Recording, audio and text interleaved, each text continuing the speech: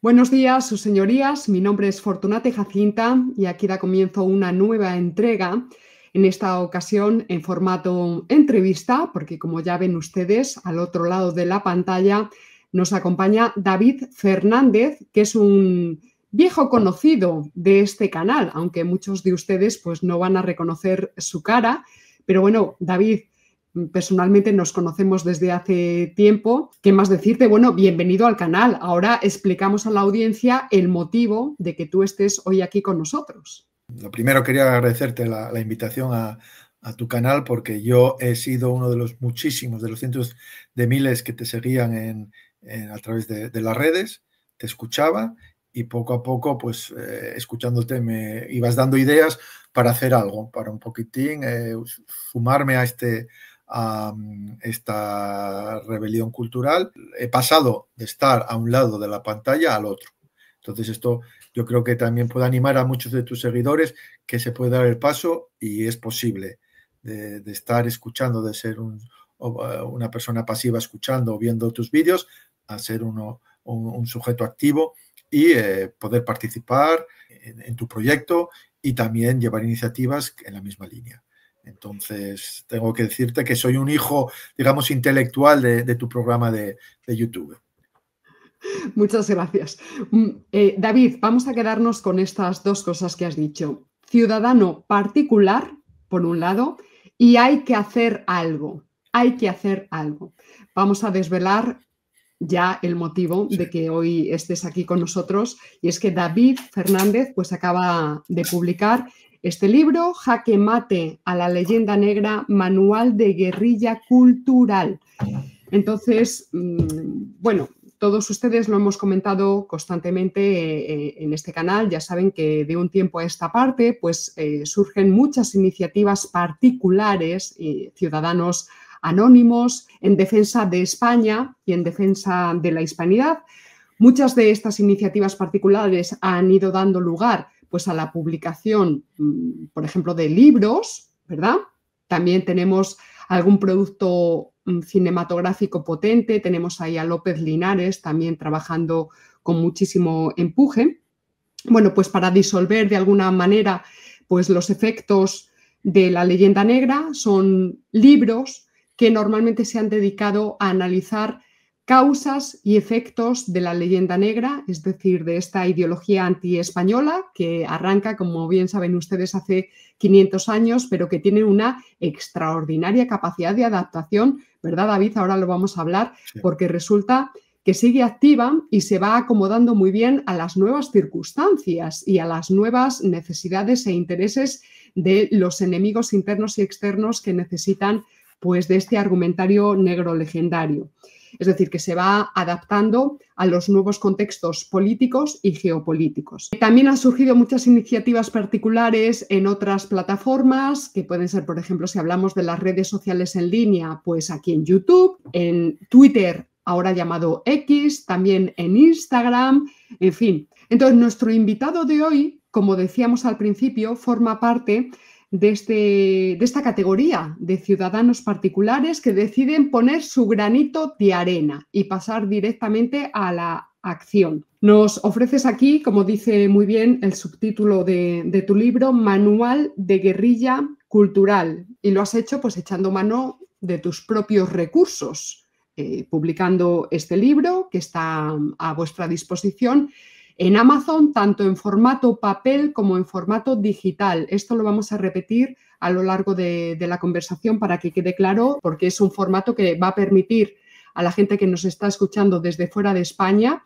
pues la posibilidad de leer este trabajo de David. Antes de empezar, David, cuéntanos un poco por qué tú eres efectivamente un español que vive y trabaja fuera de España, en una ciudad importante de lo que podríamos decir el norte de Europa, y que desde hace unos años pues estás viendo la peligrosa deriva en la que está metida España. En un momento dado, como ya nos has adelantado, decides aportar tu granito de arena. Me gustaría preguntarte o que nos relates un poquito ese periplo vital tuyo que te lleva finalmente a agarrar el toro por los cuernos. Vale, pues ¿Cuáles son sí. esas caídas de caballo, por decirlo de alguna manera? Bueno, pues empezamos por el principio. La razón por la que me tiré al monte virtual, porque me he tirado al monte con el ordenador, la tableta o bien la cuenta corriente o la impresora, pues fue un proceso, digamos, de maduración de una idea. Lo cuento en el libro. Pues soy un español nacido en los años 74 que, bueno, ha sido educado en la EGB y en el bachiller y el BUP, y notaba que la historia de España siempre era un sinfín de desgracias.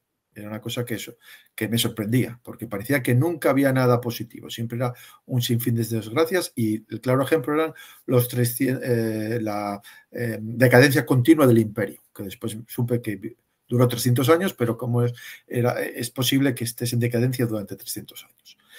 A educación. Después, medios de comunicación. En fin, para resumir, invito a todos los oyentes que vean la entrevista de Iñaki Gabilondo a Arturo Pérez Reverte, donde Arturo Pérez Reverte, el autor del Capitán Gala Triste, hace dos comentarios muy significativos. Uno era que nos equivocamos de Dios en Trento, y segundo, que luchamos contra el enemigo equivocado en la Guerra de la Independencia.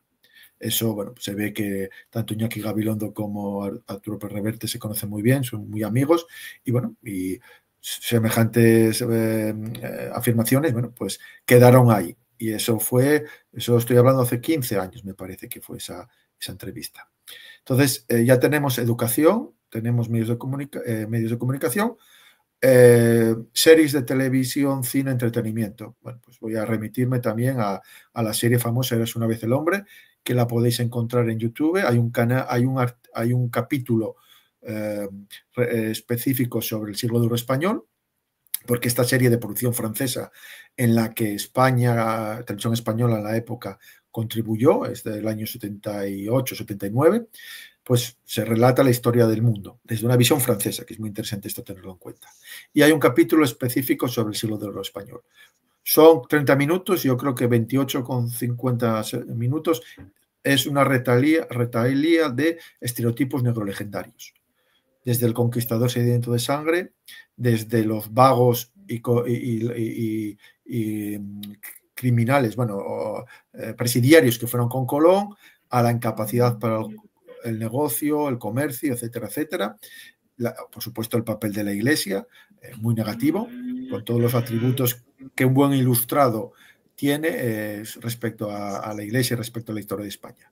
Eso es un contenido audiovisual dedicado, o sea, que fue concebido para niños de 6, 7, 8, 9 años. Hay que decir que España en el año 79 o 80 no emitió ese capítulo, perdón. Pero ese capítulo se emitió en toda Hispanoamérica. Entonces, es un ejemplo para ilustrar cómo los medios de entretenimiento, bueno, pues ya te iban metiendo ese discurso negro legendario. Ya hemos tenido educación, medios de comunicación, medios de entretenimiento. Siguiente área que quería abordar es las instituciones políticas y administrativas en España. No voy a hablar, no voy a dar nombres de políticos, pero tu audiencia, que es muy inteligente, va a identificar claramente muchos políticos que no solamente han estado políticos en ejercicio, sino responsables políticos, es decir, que tenían responsabilidades de la polis, de la ciudad, o sea, tanto en el gobierno regional y nacional, que bebían de la leyenda negra. O sea, de que España, la acción de España en América fue como la de Bélgica, o bien que, bueno, los problemas genéticos que tenían los españoles. Entonces, yo he nacido en un ambiente donde la leyenda negra, a través de esos diferentes ángulos, estaba presente en el día a día. Entonces, después, otro evento muy importante fue la crisis financiera de 2008. Ya la viví fuera de España. Y allí me sorprendió cómo ese discurso, que después, más adelante, supe que era un discurso negro legendario muy potente, es decir, que Europa se divide en dos áreas: la del norte, protestante, trabajadora, proba, honrada, emprendedora, y la del sur, vaga, corrupta, incompetente y que vive de los demás. Un poco era el discurso de Lutero respecto a Roma, a la Roma del Renacimiento, era adaptada a 2008. Y de ahí salió ese término PIX, que se popularizó muchísimo, que era el acrónimo en inglés de Portugal, Italia, Grecia y España. El término que se popularizó no solamente en contenidos escritos, sino también había viñetas donde se retrataba, donde siempre había un cerdo con una banderita española, italiana, etcétera, etcétera. Entonces, vi que me sorprendía ese interés a la mínima de señalarte con el dedo y repetir todos esos discursos negrolegendarios que yo me recordaba, por ejemplo, no solamente a Érase una vez el hombre, al capítulo sobre el siglo de oro de Érase una vez el hombre, sino también aquella frase que dijo Arturo Pérez Reverte: nos equivocamos de Dios y teníamos que haber luchado con los franceses. Eso es algo que me marcó porque lo viví fuera. Y había una propensión de ciertas personas desde una superioridad moral, a señalarte que, claro, es que vosotros no sabéis gestionar bien el dinero, etcétera, etcétera. Y después, unos años más tarde, hubo el golpe de Estado a la democracia, que tú también fue para ti un elemento fundamental, por lo que tengo entendido, por lo que te sigo, por qué te tiraste al monte. Yo lo viví en Bruselas y fue increíble cómo todos los topicazos negrolegendarios salieron con toda su fuerza, no solamente en España, sino también, sobre todo en el extranjero, como un campo léxico compuesto de dictadura, violencia, intolerancia, presos políticos, militares, falta de libertad. El España nos roba, que es muy interesante porque el España nos roba, encuentro yo un paralelismo con donde devolvernos el oro. Y ahí suscribo 100% a las palabras de Marcelo Gullo, que dice que hay una línea de continuidad entre Simón Bolívar y Puigdemont. Entonces no es nada nuevo, o sea, vemos cómo ese discurso, que muy bien tú lo presentas en la introducción, porque tengo que decirte y tengo que agradecerte públicamente que me hiciste la introducción del libro, entonces es una razón de más para comprarlo, no solamente me podéis leer a mí, sino podéis leer a Paloma, o sea, doble placer, y vivir el golpe de Estado aquí me sorprendió muchísimo, porque volvía a revivir, adaptado 2017, todos esos tópicos, esos arquetipos, esos mensajes, ideas, fuerza.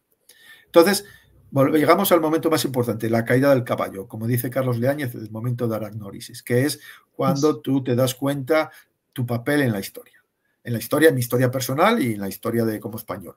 Pues fue la lectura de Hiperofobia, de Elvira Rocabrera. Sé que para muchísima gente fue un momento de cambio, fue un parteaguas, porque mucha gente, incluyo en este grupo de muchísimas personas, pudieron comprender por qué todos esos discursos que los recibías a través de la educación, de los medios de comunicación, periodistas de alto prestigio, series de televisión, películas de Hollywood, había una lógica, había un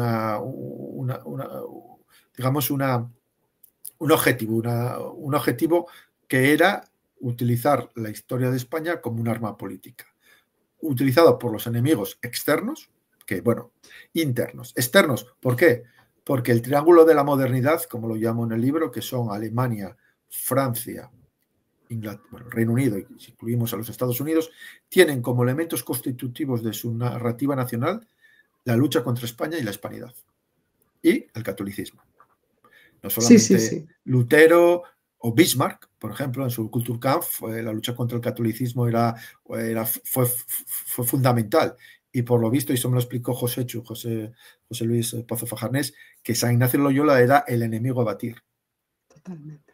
Hablo de Alemania, Francia. Pues no solamente va a ser con Luis XIV, que tuvo esa obsesión de poner a su bisnieto en el trono de España para desarmar desde dentro al enemigo histórico, porque nos tenemos que remontar a las guerras de Italia, primero con la corona de Aragón, pero después con la monarquía hispánica contra Francia, sino la Ilustración.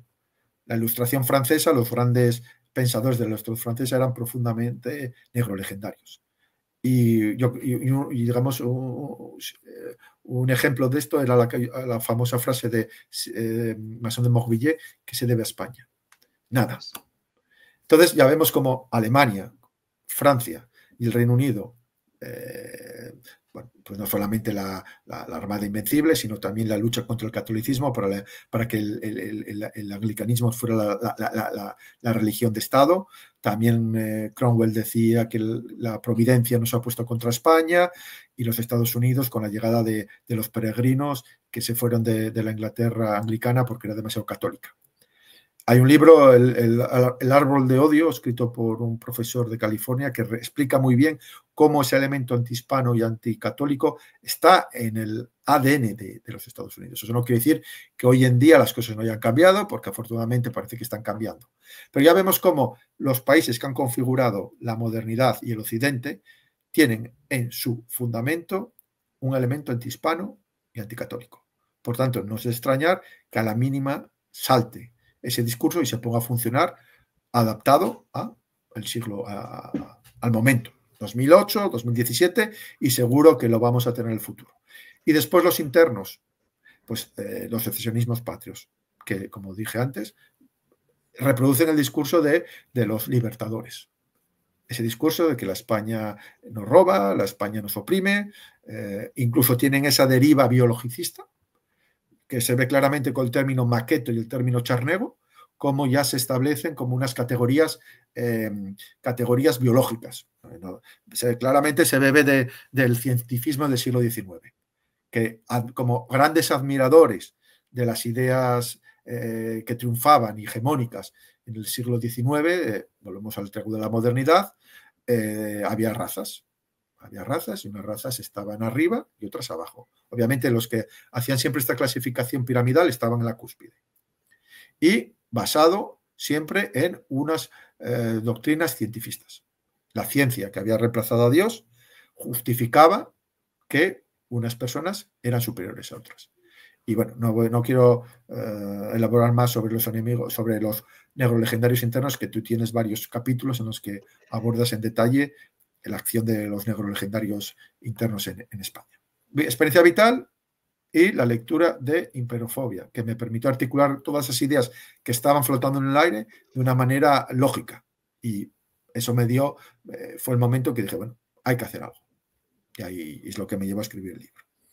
Sí, ahora nos adentramos en los detalles de tu proyecto, pero estaba aquí buscando porque efectivamente el tema de la leyenda negra como ideología política está muy tratado en este canal, tanto como ha sido utilizado por los enemigos internos como por los externos. Y es que estaba buscando aquí el capítulo 20, o sea, fíjense ustedes, estamos en el capítulo, en el Forja 281, bueno, pues en el Forja 20, número 20, ya publiqué un capítulo que se llamaba Hispanofobia 3, Guillermo de Orange y los etnonacionalismos fragmentarios del siglo XXI. Es decir, yo encuentro esa línea de continuidad no solamente en los llamados libertadores de las mal llamadas independencias americanas, sino mucho atrás. En este capítulo yo voy haciendo una comparativa de los modos de operación de Guillermo de Orange con lo que hace el secesionismo catalán. Y está ahí.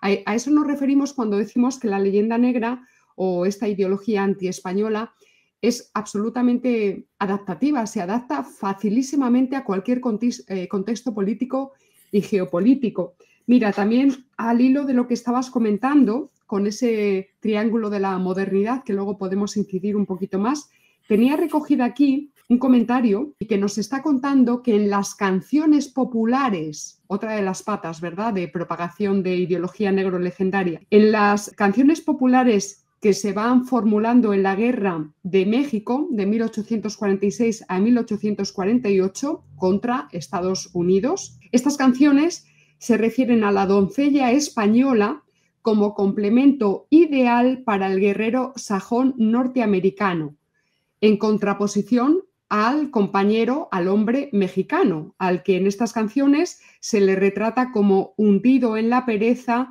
que no siente deseos de amor ni de valentía, pues su vida se reduce a una siesta una docena de veces al día.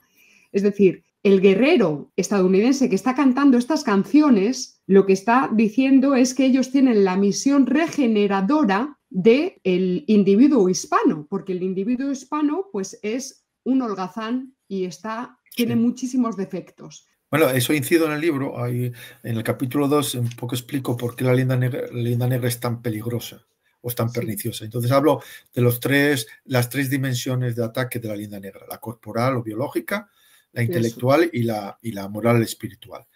La biológica, obviamente, es atribuir a características físicas, color de la piel, estatura, etcétera, etcétera, unas características éticas, morales e intelectuales. O sea, esto, como acabas de hablar ahora, haciendo referencia a esta canción que los Wasp cantaban mientras avanzaban hacia México, es un claro ejemplo, y sobre todo es la época, mitad del siglo XIX, cuando estaba en pleno apogeo esta idea cientifista. Es decir, había en la pirámide racial, había unos señores que estaban arriba, normalmente de acuerdo con, digamos, la visión de la época, tenían que ser blancos, anglosajones y protestantes. Ese era el canon que todo el mundo tenía que aspirar. Y había otros que cuando ibas bajando, pues se les atribuían menos capacidades intelectuales y sobre todo morales. Y, bueno, obviamente nosotros estamos muy abajo. Digo nosotros, no solamente los españoles de la península, sino también nuestros hermanos hispanoamericanos, porque hemos el resultado de la mezcla. La mezcla no solamente con moros, sino con judíos. Entonces ya entramos ahí en terrenos muy procelosos. Entonces podíamos, bueno, aparte de indios, negros, mulatos, no solamente era la mezcla de razas, sino de razas que desde esa perspectiva supremacista del triángulo de la modernidad, que hay que repetirlo, pues se consideraba lo peor de lo peor. Entonces, afortunadamente, esa visión o esa dimensión desde 1945 ya no se habla. Ya no se habla porque no corresponde, bueno, porque pasó lo que pasó en Alemania del Tercer Reich, que bebía a fondo de este discurso de la pirámide racial, y afortunadamente ya no está en boga. Sin embargo, quedan contenidos audiovisuales y contenidos culturales que, aunque se hayan producido posteriormente, hay una cierta inercia. Y el claro ejemplo es las películas de los western, donde aparecía el vaquero blanco anglosajón rubio ayudar al pueblo desvalido de miserables mexicanos que vivían en condiciones infrahumanas. Él tenía que venir a ayudarlos, a protegerlos. Los Siete Magníficos es un claro ejemplo de cómo tienen que ir a buscar ayuda. Y bueno, es un discurso que implícitamente todavía se ve en el cine. Otro ejemplo claro es, bueno, pues el Grisi, que es el mexicano, el bandido mexicano, sucio, harapiento, o bien incluso ya podemos ir a las versiones modernas de Narcos mexicano, Narcos México, Colombia, donde ahí todavía hay una cierta, esta es mi opinión personal, que comprendo que se puede discutir, pero siempre hay un orden ético y estético. Estético me refiero al color de la piel, la estatura, el pelo, etcétera, etcétera. Bueno, afortunadamente esa dimensión está, digamos, en capa caída. Pues está la dimensión intelectual, que repito otra vez la frase de Masson de Mauvillet, ¿qué le debe España al mundo? Nada. Y es nuestra incapacidad innata al buen gobierno, al negocio, al comercio, a la investigación, a la invención, etcétera, etcétera. Entonces, el claro ejemplo es cuando se te presenta las estadísticas de número de premios Nobel de ciencias, número de universidades de élite, número de inventos. Pero bueno, lo interesante es que se coge un periodo de tiempo concreto que interesa para justificar el argumento, no se coge el periodo de tiempo más amplio. Y en todo caso, esos criterios los establece la persona que quiere justificar ese argumento.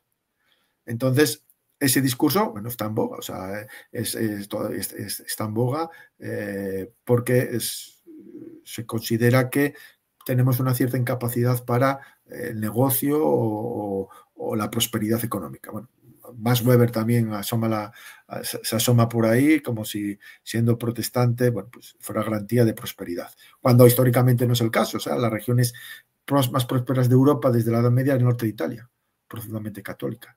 Y las zonas protestantes, hablamos de los países nórdicos, Finlandia, Suecia, eran países muy pobres hasta la Segunda Guerra Mundial. O sea, las diásporas de suecos y finlandeses a los Estados Unidos es enorme, o incluso alemanes. Entonces, bueno, esa dimensión sigue ahí, sigue adaptada a las circunstancias, y después está la tercera dimensión, que es la más potente, la moral espiritual. Nos equivocamos de Dios. Yo creo que resume muy bien que teníamos en Trento, nos equivocamos de Dios. Y ahí vienen todos nuestros problemas. Y eso se vio muy interesante en la crisis de 2010, la crisis financiera y después económica en España, cómo analistas explicaban la razón de la crisis a que no, éramos católicos. Entonces viene todo ese discurso de que los católicos estamos contra la usura, la diferencia entre pecado mortal y pecado venial, el papel de la Iglesia que impedía que la gente leyera, la necesidad de tener un líder que nos diga lo que tenemos que hacer. Entonces, ese mensaje, que es muy potente, todavía está vigente, porque a la mínima sale. Y si nos fijamos, esas tres dimensiones combinadas destruyen a la persona. Porque no solamente está mal tu aspecto físico, sino tu manera de pensar y la manera, y después tu relación con lo trascendente.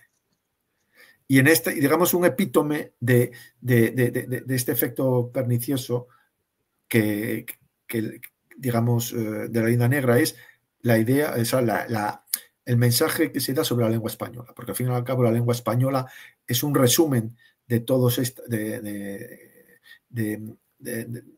de la manera de ser hispana, y por tanto ahí explica de cierta manera ese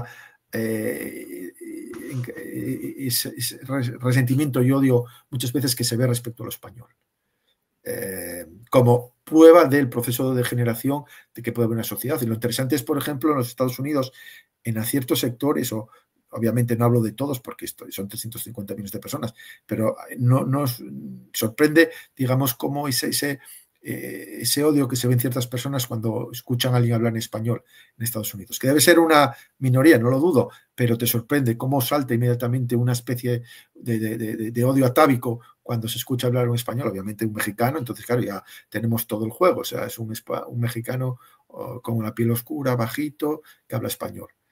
También en España tenemos esa hispanofobia respecto a la lengua. Entonces, es muy interesante cómo esas tres dimensiones, al operar juntas, destruyen a la persona. Y por eso la leyenda negra es tan perniciosa, porque ataca y destruye las tres dimensiones de la persona. Además, esta ideología antiespañola se genera durante varios siglos por parte de los enemigos externos de España, pero el problema está en el momento en el que penetra, de manera que esa ideología antiespañola empieza a ser una endofobia. Vamos a volver a poner aquí en pantalla el libro, que no se nos olvide que tenemos aquí un manual de guerrilla cultural. Antes del texto hay tres citas, a ver si se pueden ver aquí medianamente en pantalla. Una es de José María Escrivá de Balaguer, la otra es de Antonio Gramsci y la tercera es de San Ignacio de Loyola. No sé si quieres comentar un poquito de cada una de las tres, pero especialmente a mí me gustaría que incidieras en la figura de Gramsci, que es una figura que hemos tratado aquí en este canal. La idea de las mayorías hegemónicas, los de abajo y los de arriba, ¿verdad? Que penetra aquí en el ámbito político con muchísima fuerza con partidos como Podemos. La idea, en fin, de que para cambiar el mundo, primero hay que dominar el discurso o hay que cambiar la forma de pensar de la gente. Lo dejo abierto y coméntanos por donde quieras. Vale. Bueno, vamos a ver. Primero los tres nombres. Son tres personas que de una u otra manera forman parte de la historia de la monarquía hispánica, porque obviamente José María Escrivá Balaguer y San Ignacio de Loyola son españoles, pero Antonio Gramsci es sardo, de la isla de Cerdeña. Y la isla de Cerdeña fue parte, digamos, de la corona de la monarquía hispánica durante 400 años, me parece.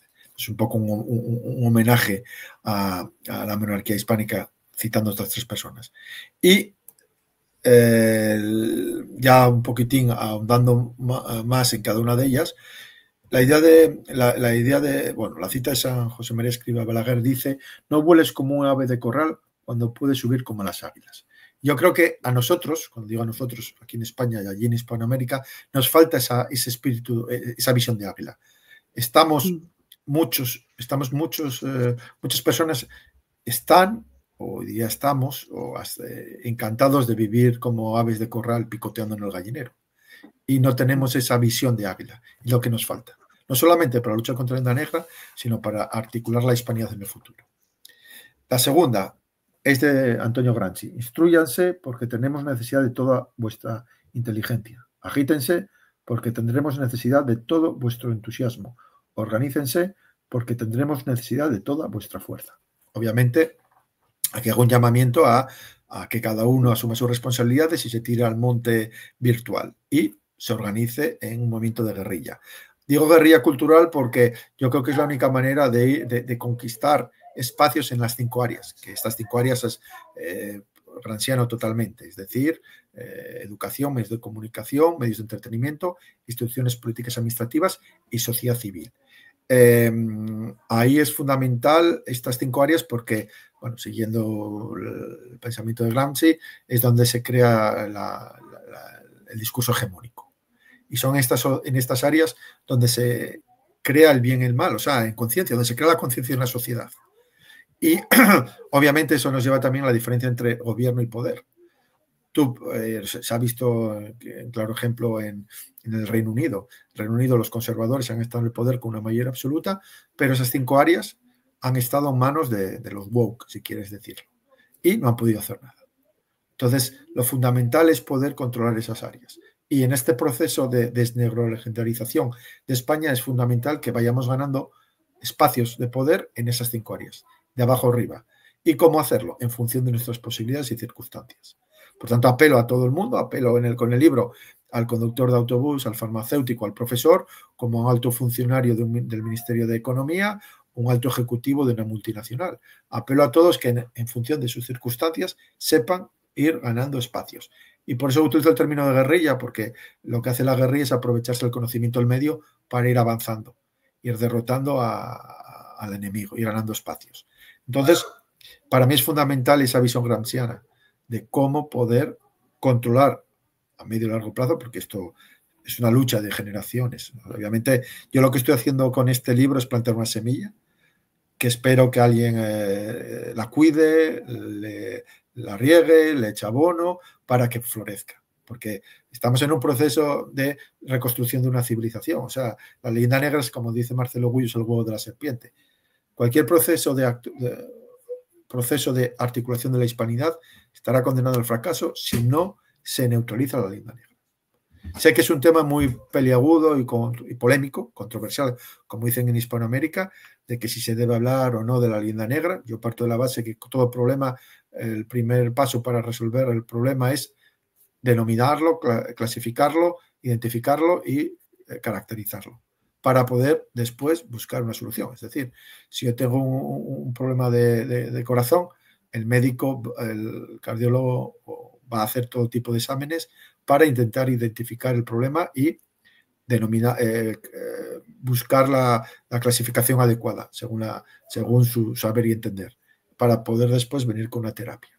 Pues entonces es un poquitín el objetivo que tengo con este libro. Y después el último es actúa como si todo dependiera de Dios, confía como si todo dependiera, no, actúa como si todo dependiera de ti, confía como si todo dependiera de Dios, de San Ignacio de Loyola.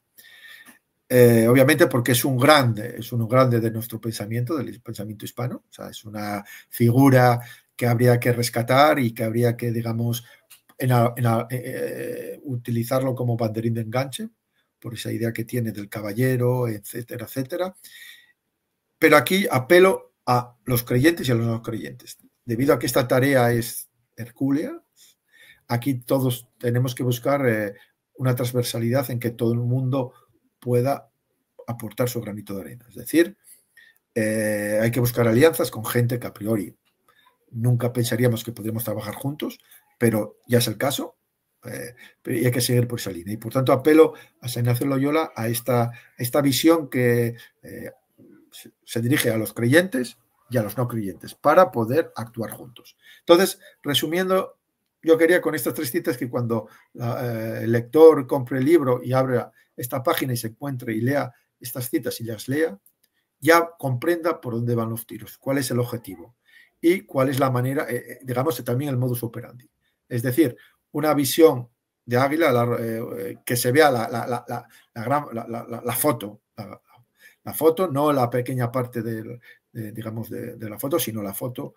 Después, actuar, organizarte, formarse, organizarte y actuar.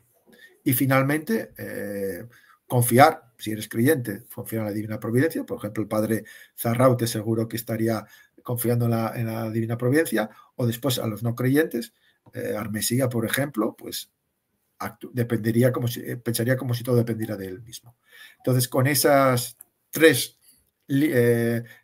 citas, quiero ya, digamos, poner sobre la mesa lo que busco con el libro.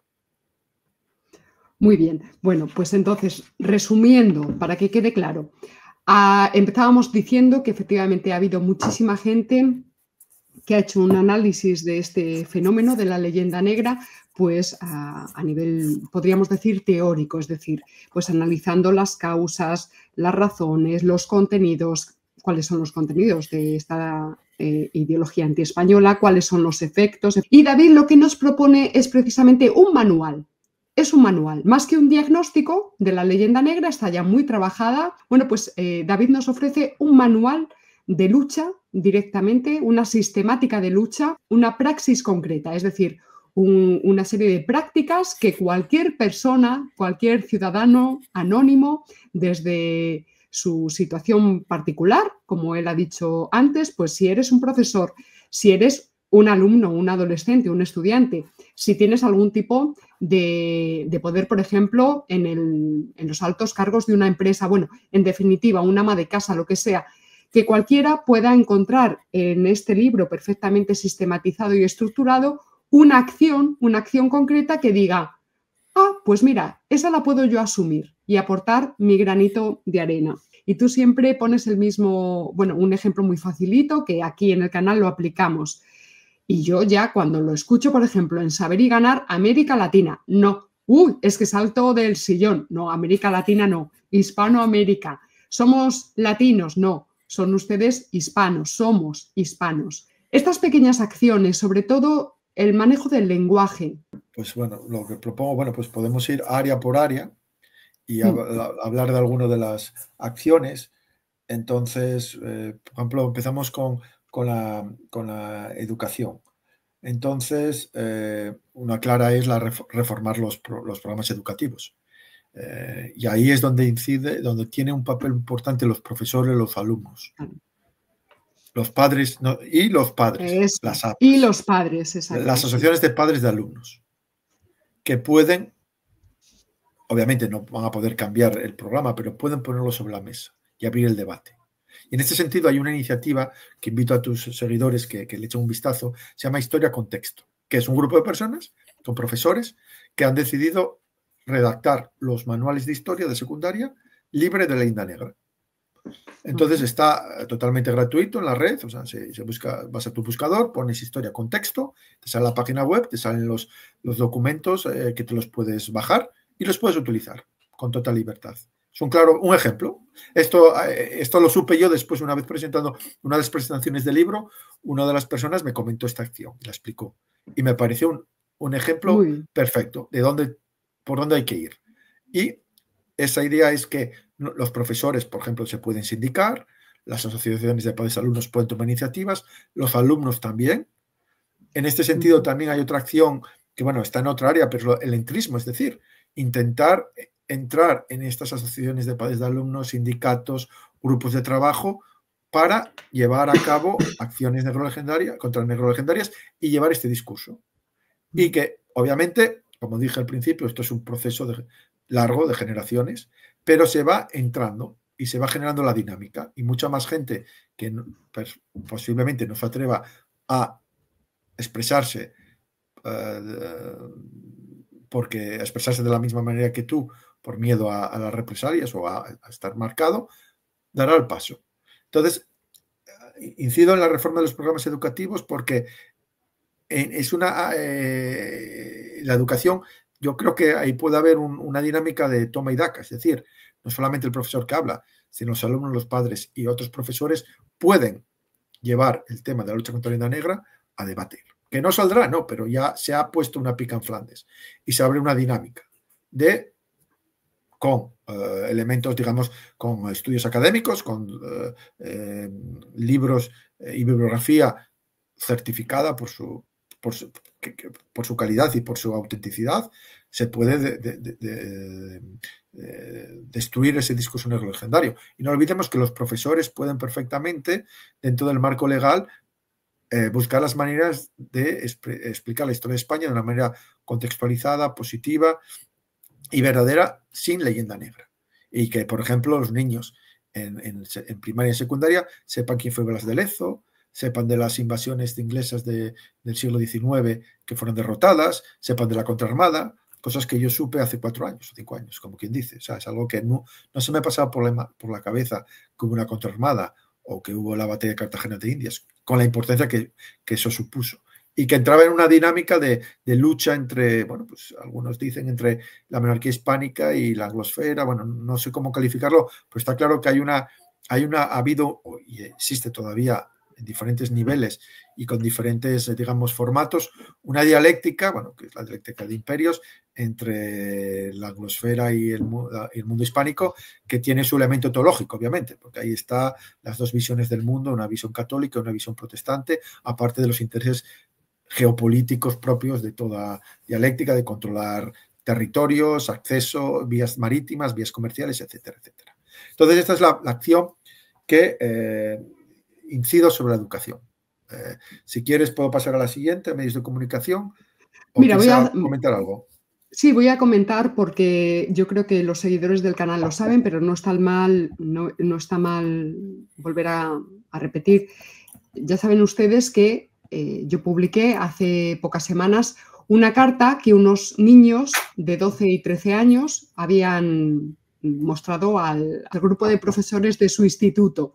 Lo que hacían era denunciar y al mismo tiempo solicitar que, por favor, un compromiso por parte del cuerpo docente para que el año que viene se dedicara un tiempo lectivo en las clases para explicar qué es el 12 de octubre, porque los niños, yo siempre lo digo, no son tontos.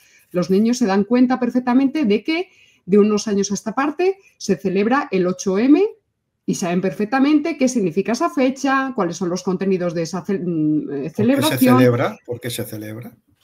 Porque se celebra, cuáles son los colores asignados a esa celebración, en fin, saben perfectamente que se celebra en su colegio durante un día o varios el Día de la Niña. Ojo, el Día de la Niña, no se celebra el Día del Niño. Se celebra también otro día especial que es el Día contra el Maltrato de las Mujeres. Se celebra Halloween, es decir, el instituto de este grupo de niños han dedicado, porque yo lo sé, varios días a decorar su instituto, sus aulas, con la cosita esta de los disfraces y de Halloween.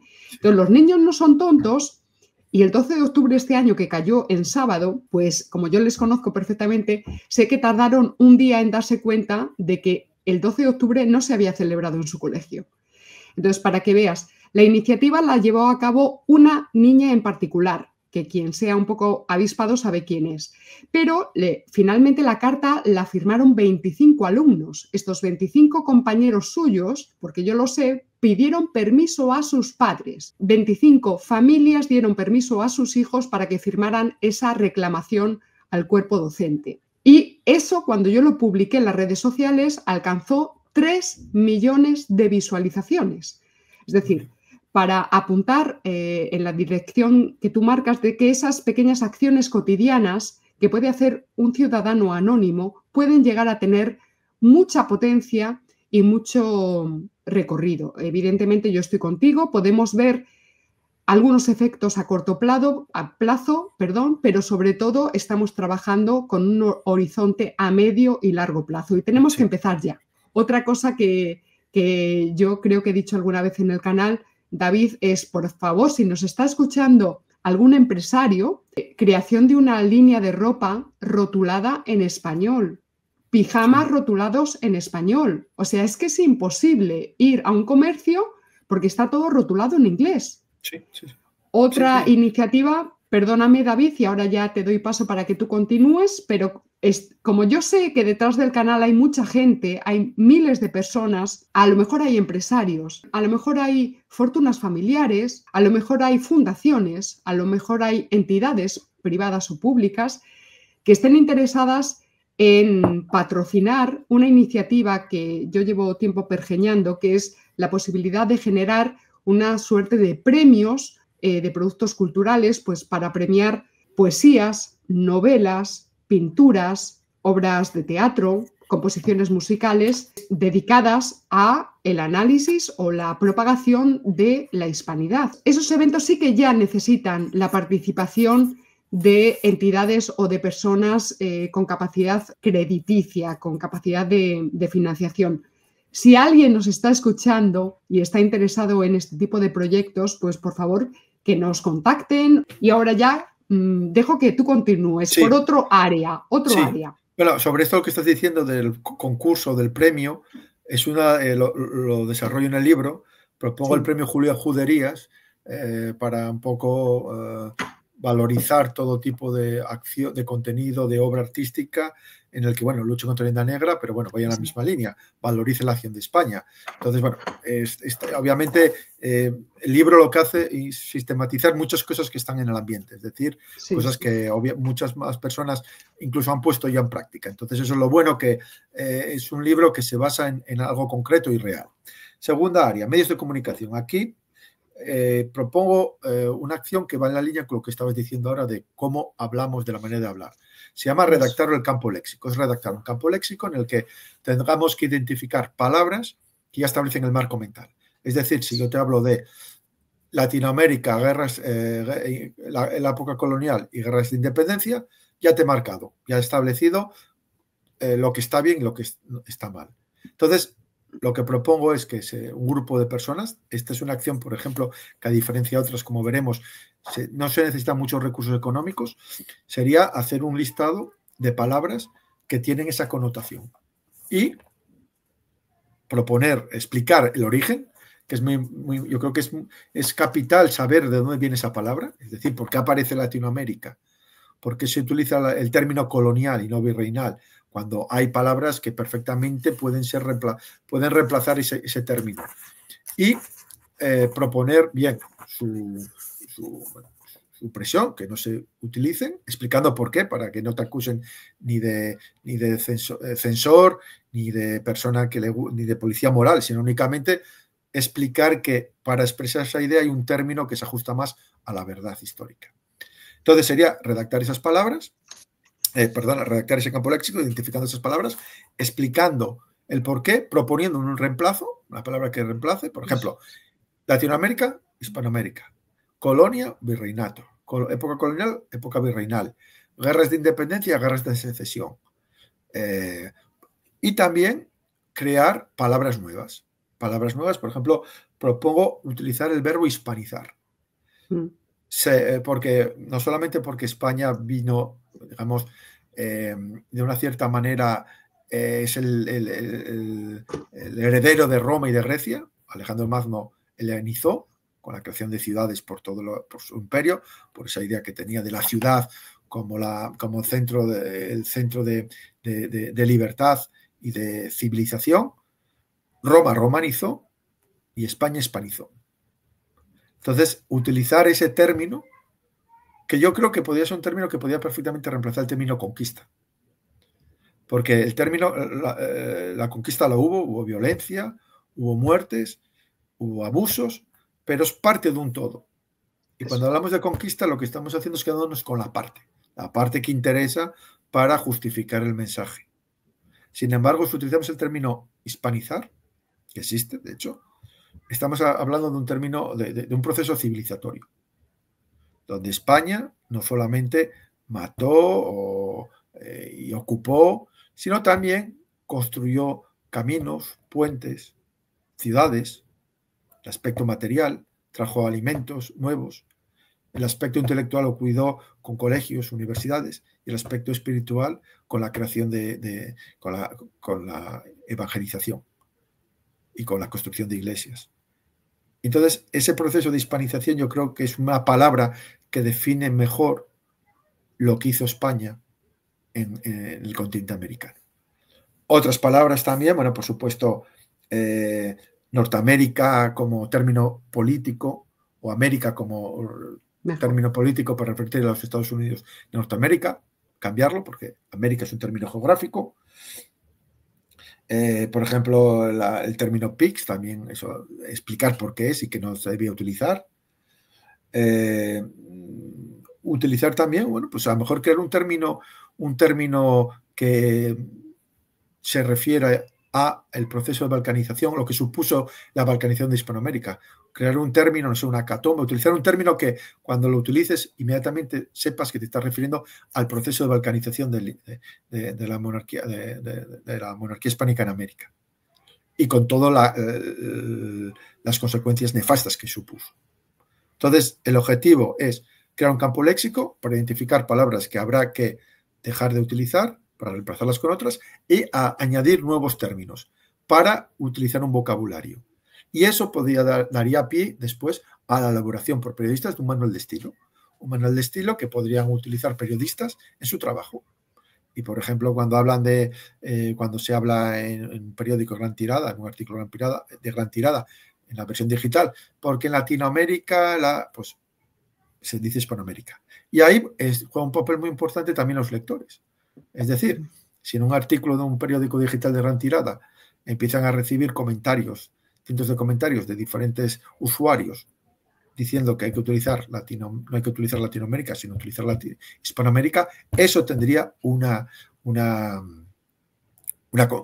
efecto y una consecuencia. Posiblemente el próximo artículo se hablaría de Hispanoamérica. Entonces, por supuesto, a nivel español, utilizar el término español en vez de castellano, este país, el Estado español, toda esta terminología, pues obviamente utilizar un término que es España, que es más conciso. No utilizamos un sintagma. Este país o Estado español, utilizamos la palabra España.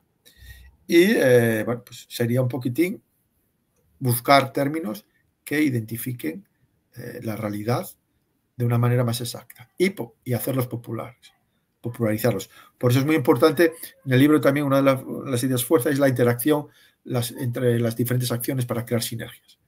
Obviamente, si esta terminología la empieza a utilizar el profesor en clase, pues calará más y tendrá mucha más fuerza. Entonces, para mí es fundamental esta acción porque establece una base sólida para posteriores acciones y da elementos que alimentarán otras acciones.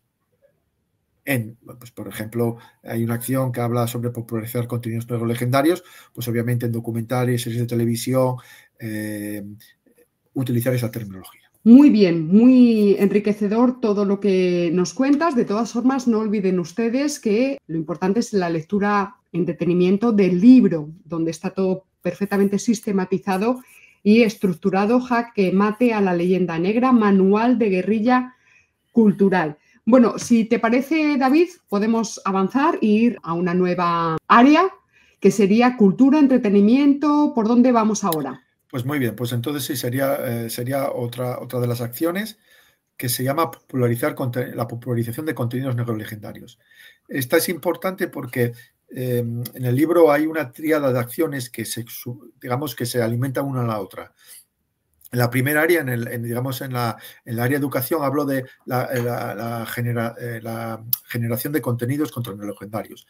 Es básicamente que a nivel académico, expertos con gran autoridad desmonten todos los estereotipos, todos los clichés y las imágenes ya asumidas de la leyenda negra, pues desde la Inquisición a devuélvanos el oro, a la tradición violenta de España, etcétera, etcétera.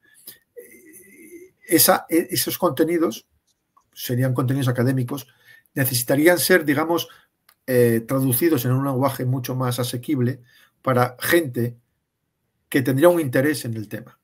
Y ahí es donde entras tú, por ejemplo. El trabajo de divulgación que estás haciendo es elaborar contenido, presentar al gran público, bueno, no al gran público, sino a gente con interés, contenidos o conceptos muy complejos. El claro ejemplo es el materialismo filosófico, como lo haces de una manera sencilla y amena para que la gente que tenga un cierto interés pueda tener el primer encuentro con el materialismo filosófico. Sería lo mismo, sería el trabajo de muchos divulgadores que están funcionando muy bien en las redes, que cogen conceptos históricos complejos y difíciles, digamos, de explicar, gracias a su talento, lo explican y llega a gente con un cierto nivel cultural y un cierto interés. Y después está el tercer nivel, que sería el gran público, que ahí es donde hablo de popularizar contenidos legendarios. Así tenemos la generación, la divulgación y el último sería la popularización, que ahí entra, pues sería el público, el gran público que por razones X o Z no ha tenido tiempo, no sabe o no se ha interesado nunca, pueda tener una idea, gracias a estos contenidos, de la historia de España, una idea de la historia de España positiva, verídica, porque tampoco aquí lo que queremos hacer es contar una película que no tenga ninguna base real y contextualizada, de manera que puedan tener una relación normal con su historia. Y ahí entra todo: series de televisión, dibujos animados, tebeos, vídeos, obras de teatro, comediantes, musicales como el de Malinche, dibujos, viñetas, videojuegos, por ejemplo, que yo lo hay, personajes, digamos, personajes de tebeos, en sí, novela histórica, cantantes, guionistas. Tampoco tiene que ser un artista, un cantante, sino puede ser perfectamente un guionista que elabore estos guiones para llegar al gran público.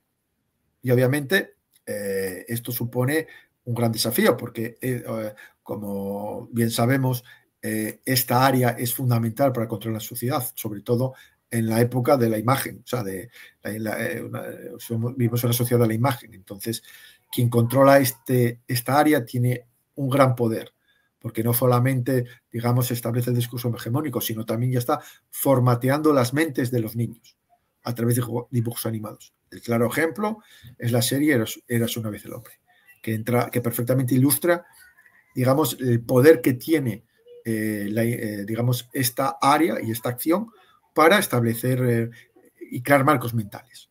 Entonces, para facilitar la tarea de la lectura en el libro, lo que hago es, primero, para cada una de las acciones presento la introducción, después respondo a la pregunta ¿qué es?, el por qué, cómo, quién y dónde.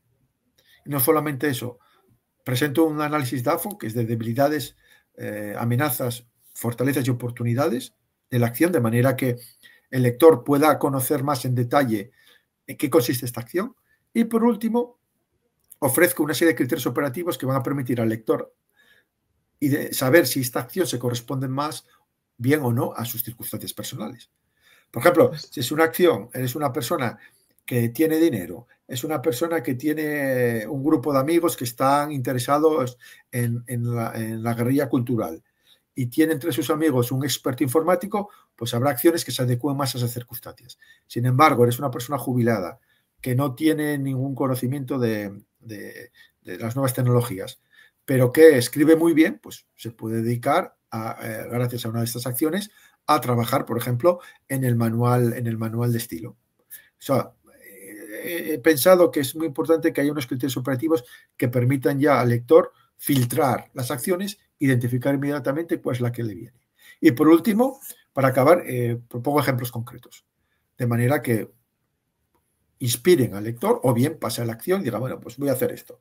Pues, por ejemplo, en la acción de divulgar, popularizar contenidos negrolegendarios, pues apoyar alguna asociación cultural que esté en tu ciudad para llevar, pues hacer exposiciones culturales o conferencias, o bien traer a la ciudad la película de Hispanoamérica, por ejemplo, que sería un claro ejemplo de cómo llegar al gran público contenidos contra negrolegendarios. Entonces yo creo que repito otra vez, todas las acciones están interrelacionadas y hay algunas que pueden generar sinergias muy potentes. Como dije antes, pues eso, si somos capaces de articular el nivel académico, el nivel de divulgación y el nivel de popularización, sería muy potente. Un claro ejemplo es, lo explico en el libro, es por ejemplo llevar a la gente a mí me parece el libro de España frente a Europa, de Gustavo Bueno. O sea, ese libro ya está publicado, recomiendo que se lea y que se regale. Después estás tú haciendo la labor de divulgación, y el tercer paso sería la popularización. Pues hacer un documental o una serie que se inspire un poquito en una novela histórica, que un poco lleve algunas de estas ideas en la novela histórica. El papel que ha jugado España, por ejemplo, frente al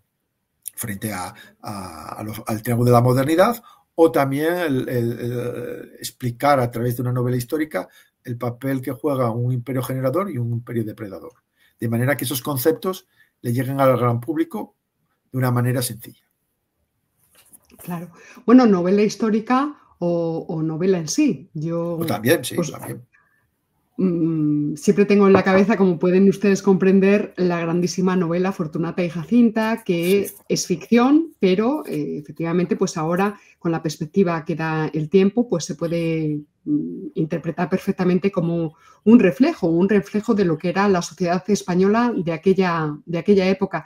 Y falta por escribirse esa novela de la realidad del presente en marcha, como decimos desde el materialismo filosófico, esa gran novela que esté reflejando y describiendo a modo de ficción pues la realidad de nuestro presente con todas sus problemáticas. Evidentemente lo que solicitamos es algún talentoso de la pluma que lo haga desde las coordenadas hispanistas, evidentemente, porque en fin, ya sabemos, has hecho tu mención, el gremio de las artes está lamentablemente atravesado por estas ideologías antiespañolas. Se está produciendo muchísimo cine, muchísimo TVO. Sobre un ejemplo que también quería añadir a esta acción, lo propongo en el libro, escribir una serie de novelas históricas ucrónicas en el que pudieran explicar qué hubiera pasado si la monarquía hispánica no se hubiera disgregado en América. Y obviamente una visión ucrónica, presentar las grandes ventajas que hubiera supuesto el haber mantenido la unidad. Sería un eje y sería una manera de llegar al gran público de una manera sencilla, resaltando el proyecto que es la reconstrucción de la hispanidad. Y obviamente en esta serie de novelas se podría perfectamente atacar a la Linda Negra, neutralizarla y incidir quién son sus agentes externos e internos. Entonces, es un ejemplo que propongo en el libro que yo creo que animo a tus seguidores, si tiene algún talento artístico para la novela, pensar en una serie novela ucrónica. Que tengo que decir que eso en Francia es muy popular. En Francia hay novelas y sobre todo tebeos que te cuentan cómo hubiera pasado si Napoleón hubiera ganado Waterloo, qué hubiera pasado si Napoleón III no hubiera sido derrotado en Sedan. Entonces hay conscientes, digamos, de la importancia que tiene la historia con la imagen para las nuevas generaciones, trabajan en esa línea. Entonces yo creo que es algo que nosotros también podríamos copiar de los mejores y elaborar nuestros contenidos ucrónicos, o sea, sería una novela ucrónica o tebeos ucrónicos que presentasen cómo sería qué hubiera pasado en el mundo con un imperio todavía, una monarquía hispánica todavía unida. Bueno, pues fíjense ustedes que nos estaba aportando David y su libro muchísimos más, pues ideas, ¿verdad? Cada uno luego que se vaya acogiendo aquella que considere que se ajusta más a su perfil profesional o psicológico o lo que sea. Desde luego, ese formato de ucronía que tú estás planteando tendría la virtud o la virtualidad de generar reflexiones críticas, ¿no? Sí, no, y abriría, digamos, la puerta a que mucha gente se pensara, como dice Carlos Laínez, ¿por qué habiendo sido tantos somos tan poco? Y establecer líneas, digamos, unir ideas y establecer causas y efectos. Y en esto que estás hablando de la ucronía, me acordé ahora que sí hay en una serie de televisión, El Misterio del Tiempo, había un capítulo en el que se habla de la ucronía de que el imperio la monarquía hispánica hubiera continuado. Pero sorprendentemente de manera irónica, el malo del capítulo es un Felipe II que viaja en el tiempo para conseguir armas modernas, o sea, viaja al siglo XXI y vuelve al siglo XVI con una serie de armas modernas, me parece que es una pistola, y con ello diseña una serie de armas que le permiten continuar en el tiempo. Y entonces el imperio continúa en el tiempo gracias a la superioridad tecnológica que ha conseguido Felipe II viajando en el tiempo. Obviamente el malo es Felipe II y hay que restablecer el orden histórico correcto. Entonces vemos un claro ejemplo que decías tú al principio, cómo nuestro mundo del arte y de los medios de entretenimiento han asimilado ese discurso negro legendario de tal manera que incluso crean contenidos subcrónicos negro legendarios. Invito, eso está en las redes, este capítulo. Sí, sí. Yo soy una persona bastante disciplinada, me gusta, soy ordenada, soy una persona muy ordenada y alguien me dijo, es que eres muy germánica. Y al cabo del tiempo dije, no, yo no soy germánica, yo lo que soy hispana, precisamente para reivindicar la figura de Felipe II, que lo acabas tú de citar. O sea, el hispano, lo hemos comentado David muchas veces, el perfil del hispano es un tío muy ponderado. O sea, es Felipe II, es vestido de negro, riguroso negro, no hay más que visitar sus aposentos de trabajo en el Escorial, es la sobriedad, la diligencia, el trabajo, el compromiso, la responsabilidad. Bueno, pues también de esta forma sencilla generar esos nuevos marcos. No, perdone, yo soy una persona ordenada y muy trabajadora, pero yo no soy germánica, yo soy hispana y mi figura de referencia va a ser Felipe II y voy a empezar a reivindicar a Felipe II. Bueno, si no es el mejor gobernante, bueno, tendríamos ahí a los reyes católicos, pero inmediatamente Felipe II. Bueno, pues esos simples gestos que pueden ocurrir o pueden salir en cualquier momento cotidiano, tomando un café con un amigo, en una conversación con la familia, reivindicar la figura de Felipe II, aunque sea de una forma divertida de esto. No, yo no soy germánico, yo soy hispano, yo soy felipista, Felipe II. Bueno, pues esos pequeños gestos de la vida diaria. Totalmente, y yo creo que eso retrata también cómo se ha interiorizado el discurso negro legendario al considerar a Felipe II como, bueno, como un loco, como un dictador, bueno, en fin, los contenidos, cuántas películas de factura anglosajona han presentado, lógicamente, porque es lo que dices tú en tu introducción, es que no hay maldad, sino es la lucha de poder y utilizas los medios que tienes a tu disposición para imponerte al otro. Y la imposición y la mejor manera de imponerte a otro es subordinarlo intelectualmente, haciéndolo pensar lo que tú quieres que piense, sin que tú te des cuenta. Y el claro ejemplo es decir, para alabar a una persona se dice qué alemana eres. Cuando, bueno, en fin, son estereotipos, pero que hay una connotación detrás muy potente y que cala a través, volvemos a lo mismo, estas 5 áreas. Entonces, que va un poco, bueno, a lo que decía al principio de la diferencia entre el norte y el sur, la Europa trabajadora, organizada obviamente, proba frente al sur caótico, corrupto, despilfarrador. Entonces, bueno, volvemos a lo mismo, es como decías tú al principio, es una nematología, como se dice, que se va actualizando en función de las circunstancias. Entonces, pasamos, si quieres, a la siguiente área, que es la cuarta, sería instituciones políticas y administrativas. Y aquí propongo, bueno, voy a hablar de 2 de ellas que me parece muy rápido, porque yo creo que están conjuntadas. La primera será realizar un análisis de impacto de la leyenda negra, es decir, cuantificar, si es posible, en dinero lo que significa, lo que supone la leyenda negra para un país como España y para países hispanoamericanos. El claro ejemplo es cuando un dirigente hispanoamericano saca el espantajo de la leyenda negra, ¿eso tiene algún tipo de efecto económico? Prima de riesgo, las empresas que tienen presencia en esos países tienen que pagar una prima de riesgo porque se supone que esas declaraciones son la antesala de alguna medida de expropiación o de alguna medida de retorsión contra las empresas españolas, lo que supone para la imagen de España, lo que supone que seamos un país en el que no podemos llevar políticas nacionales debido a la leyenda negra, porque es el espantajo que se saca siempre para bloquear cualquier proyecto nacional. Es decir, somos un país que tenemos que reformarnos continuamente. Somos un país que tiene ese baldón de haber hispanizado América debido a esa imagen negativa que tenemos. Bueno, esto es un trabajo que, sin embargo, esto es para especialistas. Estos son, como digo en el capítulo, tienen que ser expertos en comunicación, en estrategia, en economía, que cuantifiquen, que establezcan los efectos. Establecer una metodología que es muy difícil, pero con esa metodología se tendrían argumentos sólidos, con números, para ir a ver a los políticos, a los dirigentes, a los responsables. Y con ese argumentario basado en ese análisis de impacto, se podría no convencer, pero poner sobre la mesa lo que supone la leyenda negra. Y pasar de un discurso de que son unas disquisiciones académicas o de unos nostálgicos en Internet, sino no, con datos concretos que afectan al día a día. Eso es el análisis de impacto. Y después la otra, que también en instituciones políticas administrativas, es el entrismo.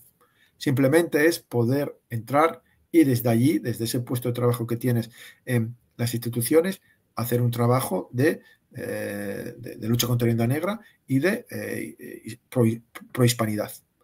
Obviamente, cada uno en su nivel, cada uno también en las circunstancias. Habrá que ser más abierto o menos abierto, es decir, más expuesto, exponerte más o menos, pero generar una dinámica en que haya gente en diferentes sitios y que después llegue un momento que se puedan empezar a trabajar en red a través del entrismo. Hablo, obviamente, de las instituciones políticas administrativas, pero también lo podemos extender al sector privado, que el sector privado también interactúa con las instituciones políticas administrativas. Entonces es un llamamiento a tus seguidores también desde el puesto de trabajo a hacer utilizarlo como plataforma. Obviamente, si eres una persona con prestigio profesional, tu influencia va a ser mucho mayor y tu capacidad de efecto, digamos, de influenciar y de llevar a cabo acciones contra la leyenda negra más efectivas va a ser mayor porque está detrás de ti un prestigio, una reputación. Y también eso te permite tener el trabajo como base, como una base para operar y buscar sinergias y colaboraciones con otros compañeros, bien en la misma administración o en la misma institución o en otros, o en el sector público o privado, para hacer cosas y generar esa dinámica. Que sé que es muy complicada, porque, en fin, las instituciones políticas administrativas lamentablemente también están, digamos, llenas de leyenda negra. O sea, no hay que hablar de dirigentes políticos de más alto nivel que son neurolegendarios, pero eso genera, digamos, una dinámica que volvemos a lo mismo. Esto lleva mucho tiempo. Y conseguir desde abajo hacia arriba que las instituciones políticas administrativas, bueno, se vaya creando a lo mejor una resistencia pasiva, no activa, pero que haya gente que piense como nosotros y que puedan llevar pequeños gestos desde ese puesto de trabajo para luchar contra la leyenda negra. Muy bien, muy bien, muy bien, fenomenal. David, vamos a la quinta área. Sociedad civil. Entonces aquí, bueno, propongo hay varios de ellos, pero que son yo creo que son bastante evidentes. Por ejemplo, redactar un argumentario. Esto es una acción que puede llevar mucha gente con conocimientos históricos. No se necesita una gran cantidad de dinero. Gracias a las redes sociales se pudiera elaborar un argumentario que se podría circular por las redes, un catecismo contra la leyenda negra, de manera que la gente que esté interesada pueda en un documento sencillo buscar las razones principales para desmontar todos los estereotipos y todos los estigmas neurolegendarios. Otra acción sería cartografiar los agentes neurolegendarios, que es una acción que tú pusiste en marcha el año pasado, sí, en que ibas identificando diferentes grupos. Yo creo que es fundamental, como dices tú, conocer a tu enemigo y a ti mismo y ganar todas las batallas. Yo creo que es clave saber quién son esos agentes, tanto a nivel externo, pero sobre todo a nivel interno. De manera que, una vez que los hayamos identificado, se puedan llevar la medida más adecuada para su neutralización. Y es fundamental, como dije al principio, para resolver un problema, el primer paso es identificarlo y calificarlo y describirlo. Conocerlo para después buscar la mejor solución. Y después la acción que yo creo que es muy importante en la sociedad civil es la creación de grupos de vigilancia y respuesta. ¿Qué es? Pues un grupo de personas que estén observando el espacio público, redes, periódicos, televisión, libros, y en el momento que identificaran un contenido neurolegendario, darle una respuesta adecuada en función de las circunstancias, que perfectamente puede ser una reunión, una carta, una concentración, una campaña de sensibilización. Eso depende de las circunstancias, es decir, de quién compone ese grupo de vigilancia y qué medios tiene, y después quién ha emitido ese contenido negro legendario. Entonces eso presupone que hay un grupo de personas trabajando que han desarrollado un grupo una red de contactos, y que en el momento que un libro de secundaria de historia tiene contenidos negro legendarios que se utilizan en los cursos de historia, dar una respuesta con una carta, debidamente siempre justificado, es decir, esto no es hacer agitación ni hacer censura, sino ir al espacio público. Como está en el espacio público, tú tienes el derecho de decir, yo creo que esto no es así por esto, por esto, por esto, y abrir el debate. No se llama, no es ni hacer boicot ni hacer imposición a nadie, sino al utilizar el espacio público como una plataforma donde se pueda abrir un debate. Que a lo mejor estamos equivocados, no digo que no, que ese libro de secundaria, cuando presenta la acción de España en Hispanoamérica, a lo mejor tiene razón, en parte, pero eso da pie a que se abra un debate con gente que esté cualificada o con contenidos de libros, de expertos, entrevistas que desmonten ese discurso. Entonces eso da pie a una acción y un seguimiento de esa acción para saber si la acción fue exitosa o no. Y eso permite después, a lo largo del tiempo y de las acciones, generar, digamos, un archivo con diferentes documentos que se pueden reutilizar. Cartas, declaraciones, preguntas, que eso, claro, eso no solamente estamos hablando en el caso concreto de la editorial, también podemos hablar al poder político, podemos hablar con la consejería que está financiando esos libros, podemos hablar con la editorial, podemos hablar con la asociación de padres, podemos hablar con los sindicatos del colegio, podemos hablar con los profesores, se puede hablar con muchos interlocutores, se puede ir al periódico local y presentar, escribir una carta o un manifiesto con recogida de firmas. La idea es, ante un contenido negro legendario vertido en el espacio público, darle una respuesta adecuada según las circunstancias. Y esto yo creo que se puede empezar perfectamente un grupo de personas a pequeño nivel. Gracias a las redes sociales, incluso no tiene que estar en la misma ciudad. Incluso eso permitiría llegar a trabajar con gente expertos expertos en el tema, profesores de historia o catedráticos de historia, que quieren también involucrarse. Entonces, gracias a las redes sociales, se podría crear una dinámica de un grupo de trabajo en el que daría una respuesta. Y eso reproducirlo a nivel, no solamente a nivel local, nivel regional, nivel nacional, y con los hermanos de Hispanoamérica. Y generar grupos que a lo mejor podrían trabajar de manera descoordinada, pero la gran ventaja de trabajar en red es que si uno digamos, cierra, el otro sigue trabajando. Y entonces eso permitiría, digamos, crear una dinámica de que se vería que, bueno, pues la próxima vez que hago un documental en hora de máxima audiencia, en el que retrato España, en que se repiten los discursos negrolegendarios, hay una respuesta. La próxima vez me lo iba a pensar. Sí, estaba buscando, David, pero no lo encuentro.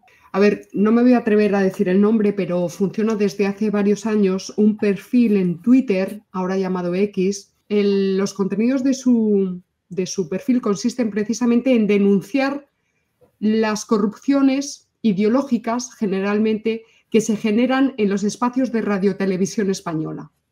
Entonces, es una plataforma, yo no sé si hay una persona, no sé si son un grupo coordinado, yo no sé muy bien quién está detrás, pero está generando constantemente denuncias de partidismo, de corrupciones, sobre todo a ese nivel ideológico de uso del lenguaje, sí, de tergiversación de las informaciones, de las noticias.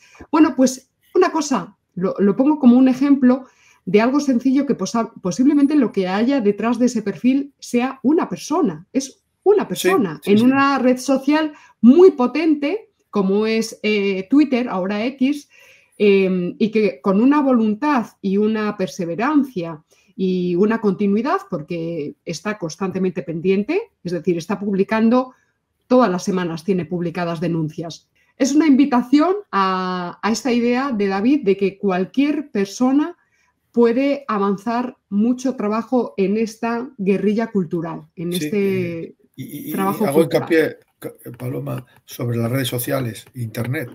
Por ejemplo, te cuento una anécdota. Unos amigos me enviaron una carta para denunciar un contenido, bueno, denunciar un contenido legendario que había en un periódico, y pusieron en copia del email a personas influyentes en ese periódico. Y eso tuvo un efecto, fue mano de santo, porque lo que menos quiere una persona es que tu jefe empiece a hacerte preguntas. ¿Y quiénes son estos que me han escrito? ¿Y por qué lo has hecho? Y patatí, patatá. Entonces, ahí hay un filón, hay una palanca que se puede utilizar con mucha eficacia para multiplicar el impacto. Entonces, obviamente, si es un grupo de personas es mucho más efectivo, porque habrá una persona que escriba bien, otra persona que se tenga un pensamiento más estratégico, otro que será bueno en comunicación, etcétera, etcétera. Entonces se puede lograr con 4 o 5 personas determinadas y organizadas, se puede lograr muchísimo. ¿Por qué? Porque esto es totalmente nuevo.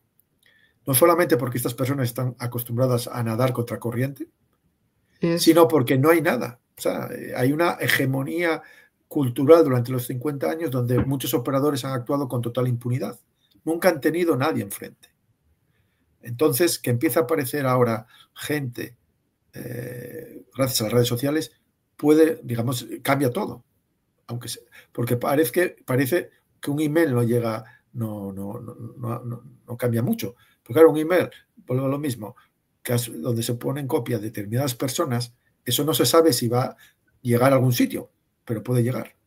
Y la persona que ha recibido ese email y ve quién está en copia, va a tomar una serie de medidas porque sabe que esto puede que llegue a algo y que tenga que dar explicaciones, justificarse por qué lo ha hecho y que a lo mejor ya no lo va a poder volver a hacer porque no quiere que su jefe le llame otra vez o que empiecen a hacer preguntas. Entonces, yo creo que es una idea, es una acción que respecto a los medios que se pueden utilizar y digamos, los resultados es muy interesante, porque no requiere, no requiere mucho dinero, requiere tiempo y requiere también un saber hacer. Un saber hacer que no todos tenemos ese saber hacer, pero los efectos pueden ser muy beneficiosos para la lucha contra la agenda negra. Y ya acabo con sociedad civil. Es un poco, ya me han preguntado varias veces qué significa esto de las 4 Cs. Es actuar como ciudadano, consumidor, cibernauta o católico. Entonces, básicamente, como ciudadano es utilizar todas las libertades y derechos fundamentales que tenemos para luchar contra la agenda negra, desde la libertad de expresión, asociación, reunión, empresa, etcétera, etcétera. Consumidor, ser un consumidor activo. Ser un consumidor en conciencia, para ser preciso, es decir, recompensar los productos que, digamos, defiendan la historia de España y después comprar en conciencia cuando esos contenidos pues presenten una historia de España distorsionada o sean meramente negrolegendarios. Y una idea que propongo en el libro es que se cree un observatorio que califique ciertos contenidos negrolegendarios con una metodología, dándole una clasificación. Un poco como hacen muchas asociaciones de consumidores que te califican los productos que compras en el supermercado A, B, C y D. Entonces te ponen una lista del aceite de oliva del supermercado A, B y C y te dicen cuál es el mejor en relación calidad-precio, por qué lo debes comprar o por qué no lo debes comprar. Es una opinión. El consumidor es mayor de edad y juzgará por él mismo si hay que seguir esos consejos o no. Pues seguir el mismo principio. Entonces, en este observatorio pues, sale una película que se ha visto contenidos negrolegendarios, un documental, un libro y se hace un análisis y se presenta. Y que está ahí en la red social o está ahí en la página web y que la persona quiera eche un vistazo y después decida. Entonces, eso genera también una dinámica porque se establece lo mismo, se establecen contrapoderes como consumidor. Y como cada vez somos más, yo creo que si hubiera ese observatorio y sale una película o un documental y ese observatorio, obviamente, con un prestigio, o sea, sería personas serias, personas formadas, con un saber hacer, darían su opinión, eso tendría una consecuencia. y eso permitiría también establecer una dinámica de acción-reacción. Bueno, seguimos, cibernauta. Bueno, nada más que añadir, es utilizar las redes sociales como plataforma, pero eso se está haciendo con mucho éxito. Gente que abre su canal de YouTube, su canal de Instagram y da a conocer la historia de España. En ese sentido, es algo que no hay que más, no abro más porque hay que entrar en cualquier red social para ver la proliferación de cibernautas. Y después católico, que esto es muy interesante porque aquí me refiero a los católicos, digamos, no culturales, sino practicantes, que puedan ir a las iglesias o a los sínodos o a las parroquias o a los eventos y abrir el debate de cuál ha sido el papel de la Iglesia Católica en el proceso de hispanización. Yo parto de la base que ha sido un papel positivo. Pero lamentablemente en ciertos sectores de la Iglesia el discurso negrolegendario tiene fuerza. Entonces sería como católico, bueno, abrir el debate. Y obviamente siempre cuando hay que abrir el debate hay que tener los deberes hechos. Hay que haber leído y fundamentar tu opinión de manera que se entre en un diálogo constructivo con elementos, digamos, que apoyan tu posición, basados en una cierta autoridad académica. Entonces, yo creo que sería positivo que se hubiera este debate. Es decir, en la Iglesia Católica, ¿cuál ha sido el papel de la Iglesia Católica positivo? Para destruir uno de los estigmas neolegendarios es que el proceso de catolización, de cristianización y evangelización de América se hizo con la espada, cuando obviamente no ha sido así, porque es imposible que 10 misioneros pudieran convertir a la fuerza tribus que en su medio, en la selva, o en su medio que bien lo conocen. O el papel que se hizo en las traducciones en las gramáticas de lenguas nativas, mucho antes que se publicaran gramáticas en Europa, para el francés o el inglés. Entonces yo creo que revisitar cuál ha sido el papel de la Iglesia Católica es muy importante y eso nos corresponde a nosotros, a los católicos.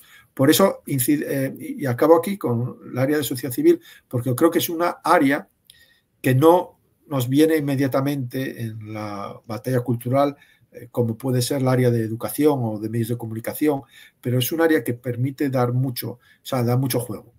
Da mucho juego porque lo vemos con el papel que juegan las ONGs para legitimar ciertos discursos.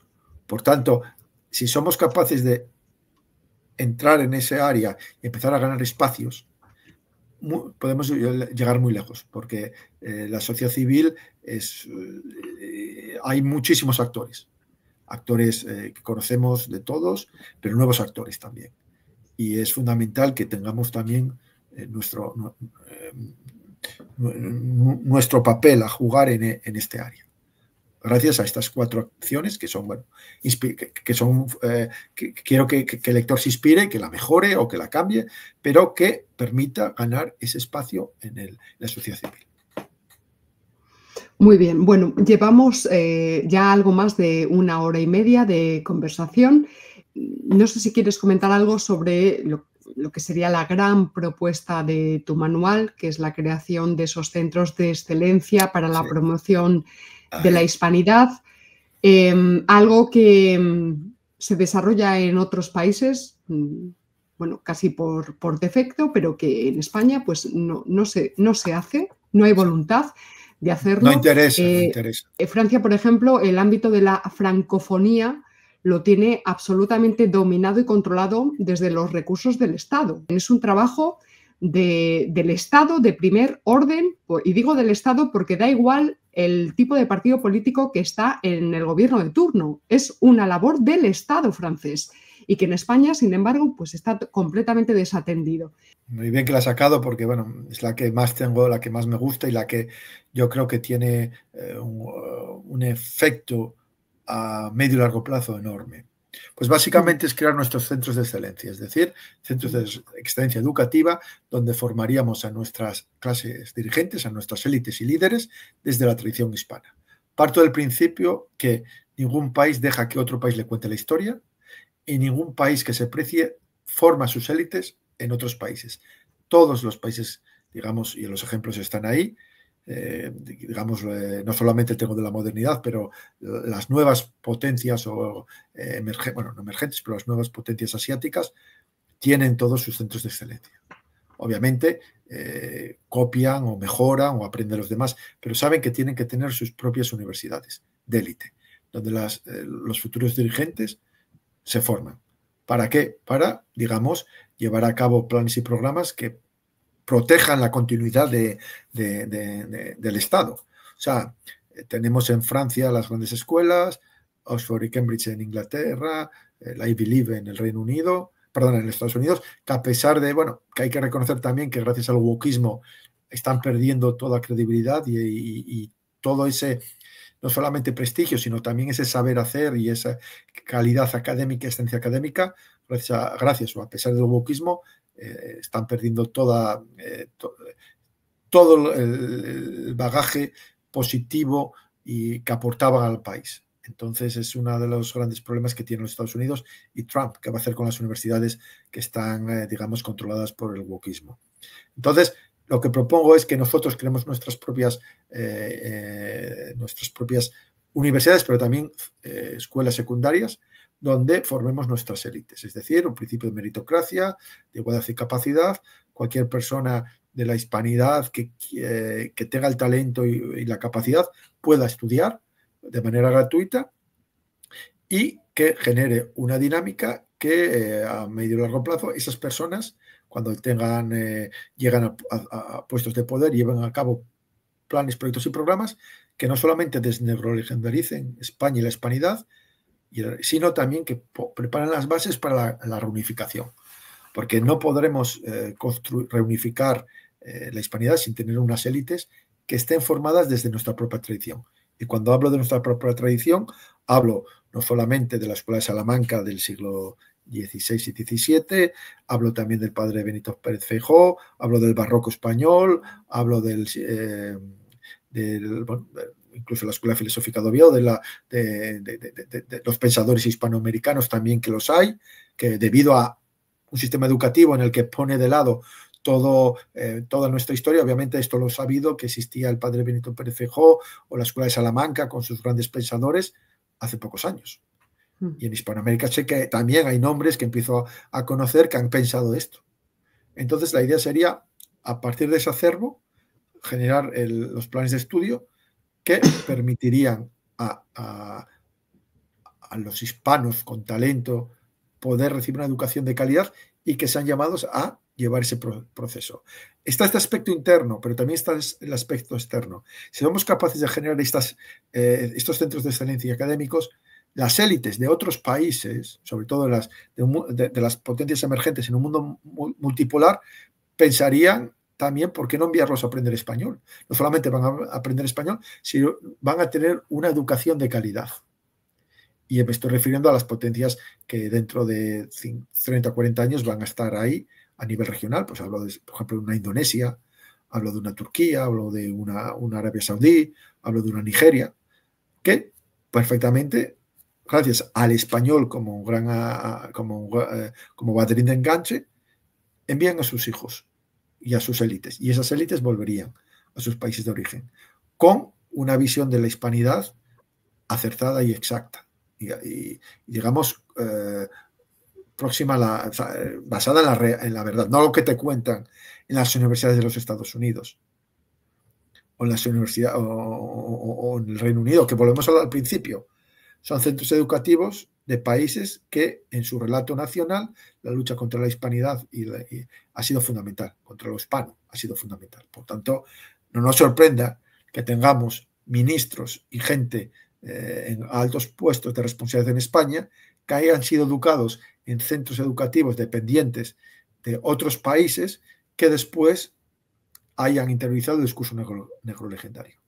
Yo no establezco una causalidad directa, pero hay una correlación, que no es lo mismo. Bueno, hay casos como el del señor Urtasun en el que es absolutamente evidente, ¿verdad? Sí, pero bueno. Sí, pero entonces es fundamental y yo creo que es algo que en esta medida, obviamente, nosotros, tú y yo, ahí poco podremos aportar, porque obviamente no solamente se requieren grandes recursos económicos, un compromiso, como dijiste tú, político, independientemente de las agendas de los gobiernos, de las agendas del momento, sino estamos hablando de acciones de 30, 40 años, en el que no sería España, sino sería la hispanidad. O sea, sería un proyecto en el que tendrían que estar todos los países de la hispanidad trabajando, no solamente ofreciendo fondos, sino también gente. O sea, sí. Y no solamente no tendría que estar en España, podría estar perfectamente en las grandes capitales de Hispanoamérica y generar y reforzar esos vínculos a los dos lados del Atlántico, con una visión, digamos, a largo plazo y lo que decía antes, con una visión de reconstrucción de una civilización. Y para eso necesitamos nuestra dirigencia, desde nuestra propia tradición. Porque si no, si seguimos así, si seguimos dejando que nuestras élites se formen en el extranjero, seguiremos como estamos. Ya, como dice Max Abu, en el libro digo, se es de donde se hace el bachillerato. Entonces, para mí es fundamental esa idea de tener nuestros propios centros de excelencia. Entonces, bueno, a ver si hay alguno entre tus oyentes que le interese esta acción. Bueno, pues a lo mejor lo que podemos hacer es empezar a trabajar con programas, o sea, elaborar documentos de base, elaborar argumentarios para que esta idea, gracias al entrismo, vuelvo al mismo, una combinación de acciones, vaya calando en la clase dirigente y a lo mejor alguna fundación española o hispana decide, bueno, pues dar el paso. Involucrarse, porque también puede hacerlo perfectamente el sector privado. Hablaba de los ministerios o de los gobiernos hispanoamericanos, bueno, porque normalmente esta es una competencia del gobierno, pero también, ¿por qué no?, una fundación con medios, potente, con muchos medios económicos, puede empezar sentando la base de este proyecto. Recuerden que pueden adquirir el libro en Amazon, está en versión tanto papel como digital. Léanlo ustedes con calma y mediten, calculen de todas las acciones que él propone, calculen en cuál ustedes podrían aportar su granito de arena. Las acciones de hoy mismo, de esta misma noche, en determinado contexto, pueden empezar ya a surtir efecto. De manera que, David, muchísimas gracias por tu esfuerzo. Yo sé que son varios años de trabajo lo que hay aquí detrás. Gracias por tu compañía también esta tarde.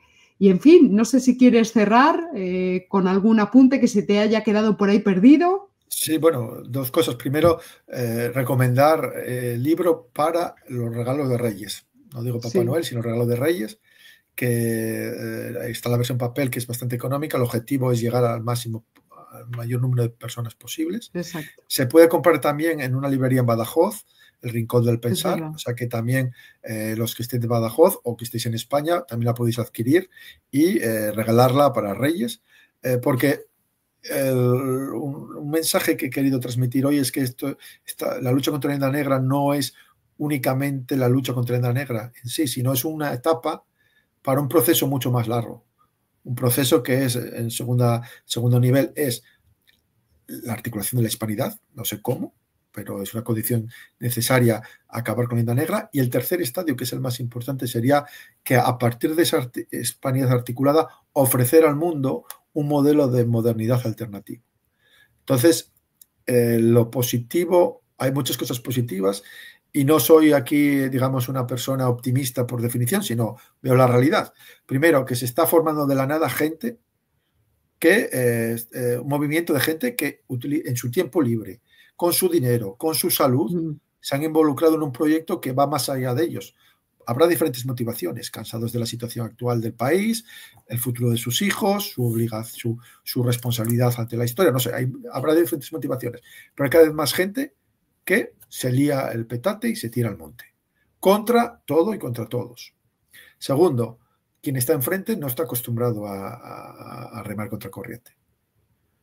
Muchos de ellos se llevan disfrutando de los beneficios del status quo y a la mínima no creo que aguanten el primer envite.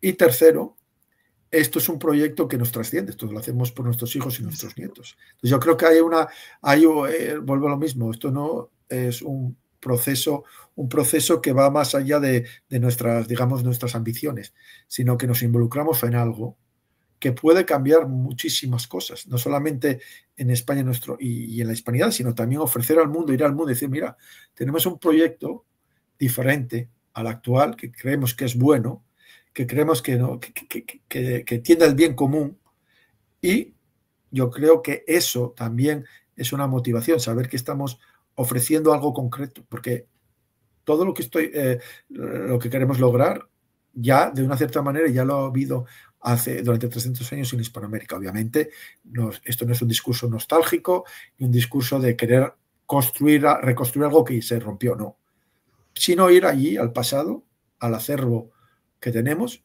y hacer un ejercicio de discernimiento, coger lo bueno, rechazar lo malo, lo bueno que cogemos, adaptarlo y construir. Entonces yo creo que hay muchísimos, digamos, indicios de que hay un futuro y que al fin y al cabo empieza por cada uno. Aquí nadie va a venir a resolvernos nuestros problemas. Entonces, como digo en el libro, al final siempre me gusta acabar todas las conferencias con la famosa estrofa de la canción Tiempos Nuevos, Tiempos Salvajes de Los Ilegales. Si me permites, la leo rápidamente y que resume muy bien el objetivo que quiero alcanzar con este libro. Así se dice: tiempos nuevos, tiempos salvajes. Toma tu parte. Nadie regala nada. No hay nada sin lucha, ni aire que respirar. No eres un juguete. Levántate y lucha ya. Pues muchísimas gracias a ti, Paloma, por la entrevista, y a tus oyentes por seguirnos. Y yo creo que, bueno, 2025 va a ser un año que vamos a ir a más. Y que no se me olvide, feliz Navidad a todos. Feliz Navidad a todos. Muchísimas gracias, querido David. Nos despedimos también de toda la audiencia. Recordad, pues, que están allí 2 pequeños botones, miembros y gracias, para ayudar al sostenimiento económico de este canal. Nos despedimos, como siempre, con la frase de Sun Tzu: si no conoces a tu enemigo ni a ti mismo, perderás cada batalla. Adiós, David. Muchas gracias. Adiós. Muchas gracias. Adiós. Adiós.